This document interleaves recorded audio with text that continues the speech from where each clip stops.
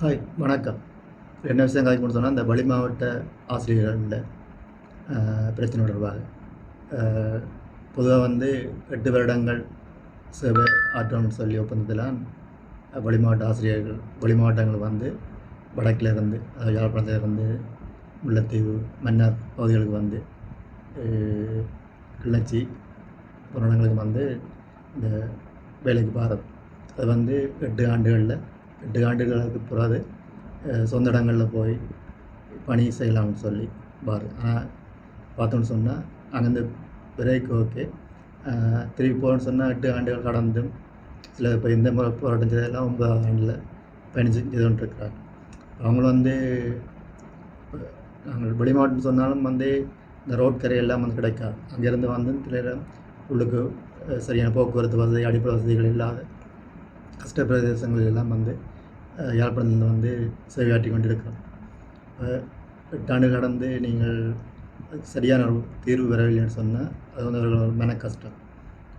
தங்களுக்கான அந்த காலம் முடிவடைந்து சேவையாற்றுன்னு சொல்லி வந்து யாரும் விரும்ப மாட்டாங்க. சொன்னால் அவ்வளோ கஷ்டத்தை தாண்டி 8 ஆண்டுகளையும் கடந்து சேவை ஈடுபடுறேன்னு சொன்னால் சாதாரண விடயம் இல்லை. கணவர் வந்து அந்த சில பிரச்சனைகளை கொமெண்ட் போட்டிருப்பாங்க. வேலை வேண்டாண்டு போயிட்டு போகலாம், மற்ற பிற வேலை எடுக்கலாம். இப்போ அந்த வெளியிலேருந்து பார்க்குறது வந்து சொல்கிற ஈஸியாக இருக்குது.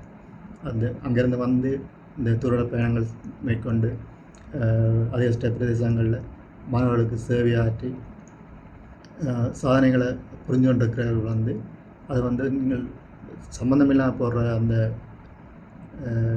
விடயங்கள் வந்து சரியாக கஷ்டமாக இருக்குது.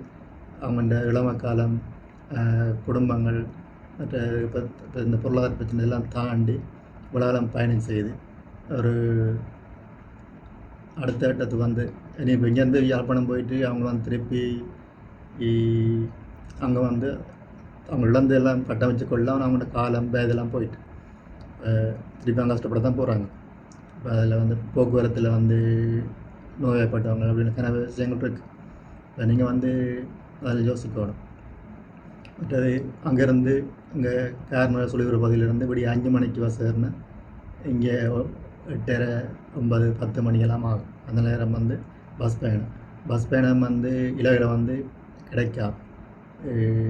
சில நேரம் ஏதாவது ஒரு அவசர தேவைன்னு சொல்லி கொஞ்சம் ஒரு 2-3 நிமிஷம் பிந்தினா கூட பஸ்ஸை வந்து கைவிட வேண்டிய தேவை. அப்படியான சூழ்நிலையை தாண்டி நீண்ட காலம் வந்து சேவையில் ஈடுபட்டு தற்போது வந்து இடமாற்றம் செல்லும்போது அதுவும் வந்து அங்கேருந்து வரவில்லை, ஆட்கள் இல்லைன்னு சொல்லி தடப்படுவது வந்து ஒரு இது வந்து இவ்வளோ விஷயத்தை காய்க்கிறேன். நானும் வந்து வெளி மாவட்டத்தில் நான் சேவையாற்றி கொண்டிருக்கிறேன்.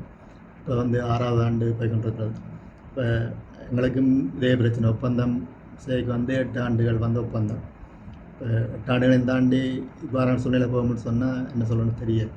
என்ன சொன்னால் நாங்கள் வரும்போது இந்த சூழல் வேறு, இப்போ இருக்கிற நாட்டு சூழல், போக்குவரத்து பிரச்சனை, பெட்ரோல் பிரச்சனை, செலவுகள் எல்லாம் பார்க்க வந்து சரியான ஒரு கஷ்டமான சூழ்நிலை வந்து வாழ்ந்துட்டுருக்கோம்.